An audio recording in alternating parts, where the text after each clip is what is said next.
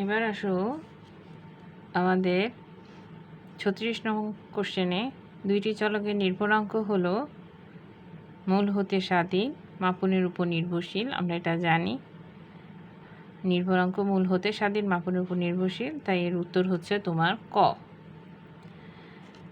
37 নম্বর, নির্ভরাঙ্ক দ্বয়ের যোজিত গড় সংশ্লেষাঙ্ক অপেক্ষা বড়। আমরা জানি যে নির্ভরাঙ্ক দ্বয়ের গাণিতিক গড় সংশ্লেষাঙ্ক থেকে বড় নির্ভরাঙ্কের ধর্ম অনুসারে। তরঙ্গ গড় সংশ্লেষ অপেক্ষা বড়, এটা সঠিক নয়। জ্যামিতিক গড় সংশ্লেষাঙ্কের সমান, এটা সঠিক। কাজে এর উত্তর হচ্ছে 1 আর 3। তোমার উত্তর হচ্ছে খ। 38 নম্বর, নিচে একটি সংশ্লেষাঙ্ক ও নির্ভরাঙ্কর মধ্যে সম্পর্ক আমরা জানি। প্রথমটি দেখতে পাচ্ছি নির্ভরাঙ্ক দ্বয়ের জ্যামিতিক গড় সংশ্লেষাঙ্কের সমান, আর নির্ভরাঙ্ক দ্বয়ের গাণিতিক গড় সংশ্লেষাঙ্ক থেকে বড়। আরেকটি দেখতে পাচ্ছি আমরা আর স্কোয়ার ইকুয়াল টু হচ্ছে নির্ভরাঙ্ক দ্বয়ের গুণফলের সমান। আমরা যদি প্রথম ধর্মটাকে উভয় পক্ষে বর্গ করি তাহলে কিন্তু আমরা এই তৃতীয় ধর্মটা পাই। তার মানে এখানে উত্তর কিন্তু 1, 2, 3। তোমার উত্তর হচ্ছে ঘ।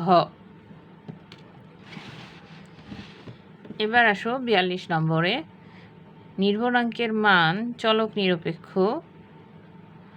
একক মুক্ত না, -∞ থেকে +∞ মধ্যে থাকে। আমি আগেই বলেছি যে নির্ভরাঙ্ক দ্বয় নিরপেক্ষ নয়, byx not equal to bxy এখানে প্রতিসম নয়। দ্বিতীয়ত একক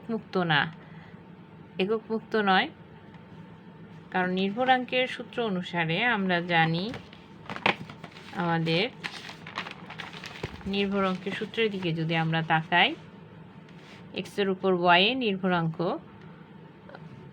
তাহলে আমরা দেখতে পাচ্ছি byx ইকুয়াল টু হচ্ছে summation xi minus X bar Y minus Y bar divided by summation xi minus X bar whole square.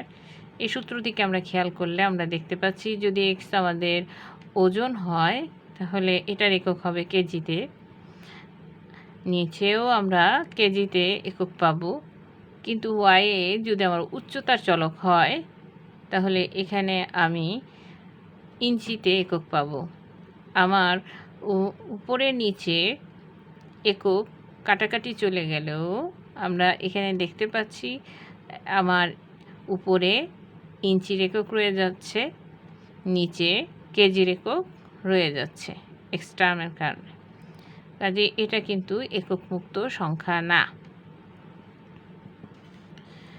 নির্ভরাঙ্ক দ্বয় একক মুক্ত নয়।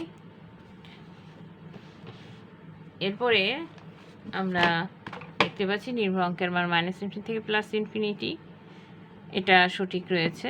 তাহলে নির্ভরাঙ্কের মান আমরা তিনটাই মধ্যে আমাদের কোন দুইটা সঠিক, একক মুক্ত না আর -∞ থেকে +∞। এখানে 2 আর 3, তার মানে আমার উত্তর হচ্ছে গ।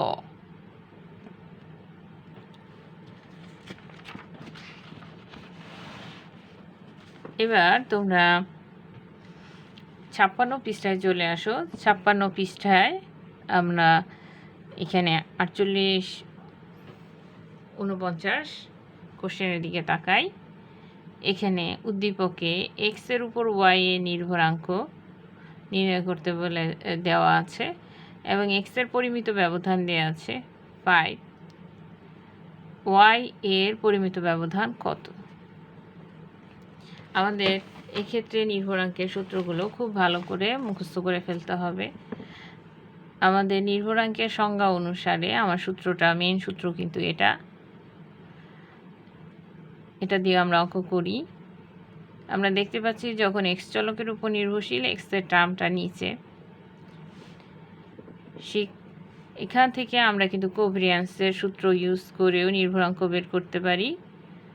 আমার উপরের অংশ সমান কোভ্যারিয়ান্স এক্স ওয়াই, নিচে হচ্ছে সিগমা এক্স স্কোয়ার।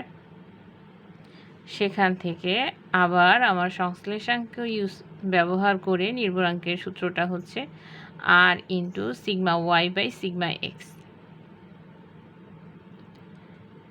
এই তিনটার যে কোনোটাই আমাদের ব্যবহার করতে হতে পারে অঙ্ক করার সময়। ঠিক একইভাবে ওয়াই এর উপর এক্স এর নির্ভরাঙ্ক, এই সূত্রগুলো আমাদের খুব ভালো করে মনে রাখতে হবে, একটু প্র্যাকটিস করলেই হয়ে যায়।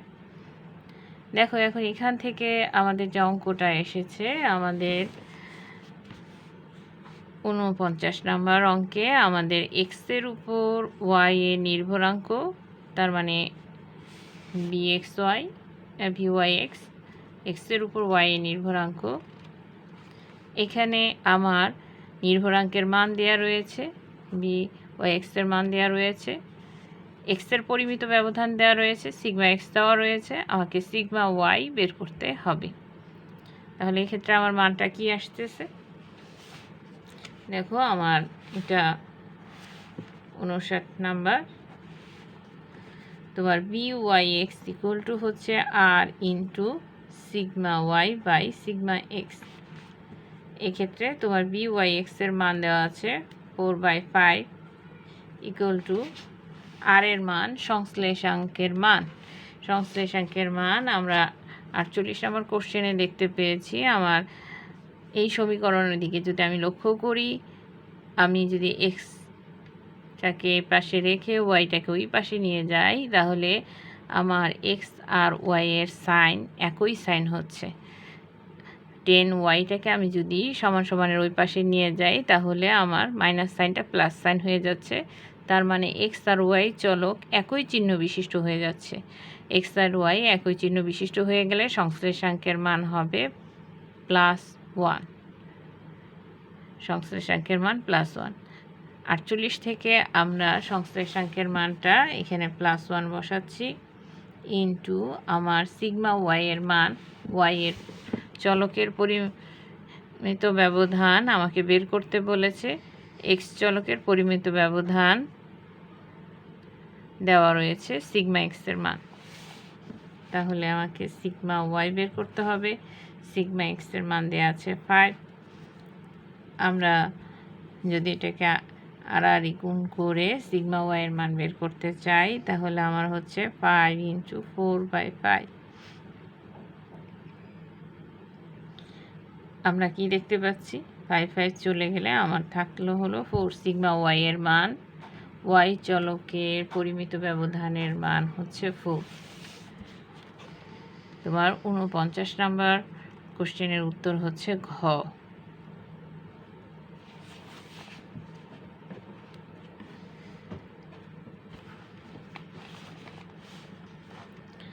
এরপর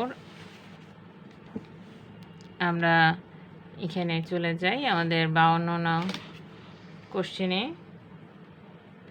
52 নং কোশ্চেনের দিকে তাকালে আমরা দেখতে পাচ্ছি এখানে এক্স চলকের ভেদাঙ্ক দেওয়া আছে 25, মানে সিগমা এক্স স্কোয়ারের মান দেওয়া আছে 25।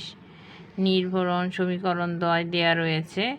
এখান থেকে আমাকে প্রথম সমীকরণের এক্সের উপর ওয়াই এর নির্ভরাঙ্ক বের করতে হবে।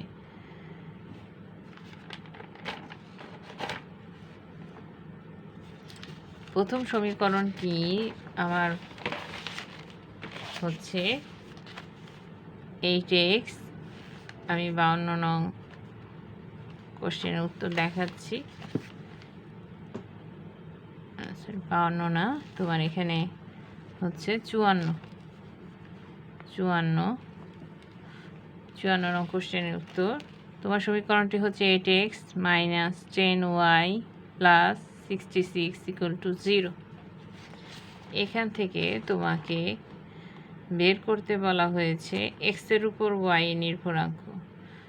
এক্সের উপর ওয়াই নির্ভরাঙ্ক, তার মানে এক্স হচ্ছে তোমার স্বাধীন চলক, আর স্বাধীন চলক তোমার হাতের ডান পাশে থাকবে।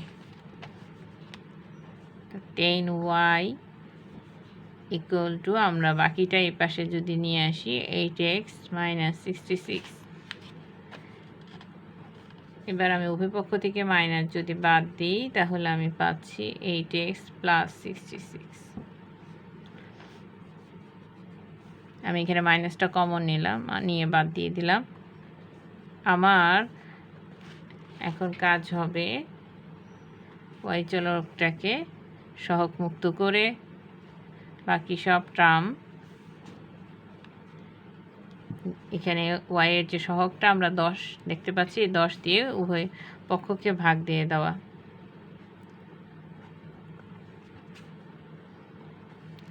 খেয়াল করো তাহলে আমরা এখানে কেটে কি পাচ্ছি, উপরে পাচ্ছি হচ্ছে যদি আমি 2 দিয়ে কাটি 4 দুগুণে 8, 5 দুগুণে 10 প্লাস আমি এখন 66কে, যদিও এটা তোমার কোনো প্রভাব পড়বে না, এখানে কি মানটা আছে তোমার মেনলি লাগবে হচ্ছে এই মানটা।